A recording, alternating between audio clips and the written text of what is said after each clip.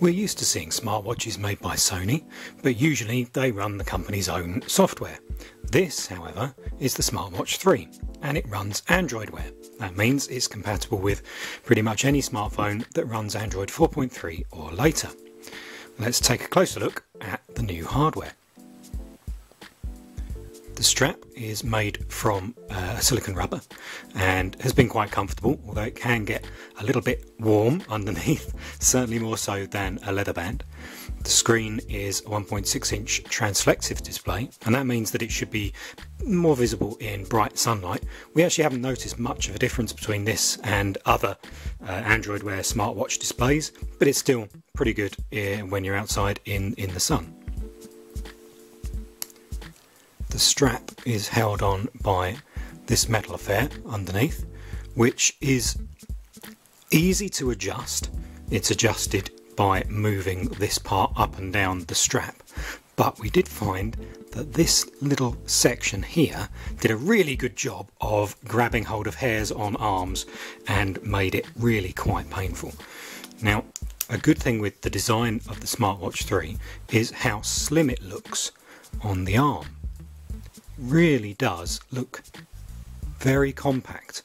It's actually an optical illusion because it's still quite a thick device. Now, the clever part here is that although this strap is not a standard strap size, the centre of the smartwatch is removable. And this is a new type of core module for Sony. So in future they will produce different versions of this. There's already different colours available, but we've been told that there'll be designer versions and potentially metal versions too. So see this as sort of a basic model of the SmartWatch 3, which you can customise in the future. You'll notice there's no heart rate sensor on the rear of the SmartWatch 3, but it does have built-in GPS, which makes it fairly unusual. The GPS system only connects to Google's MyTracks app at the moment, but support for other applications is sure to be coming in the future. You're probably wondering what this is. This is probably the worst part of the SmartWatch 3. This is the charging system, and underneath this little cover is a micro USB port, and the supply of cable is this.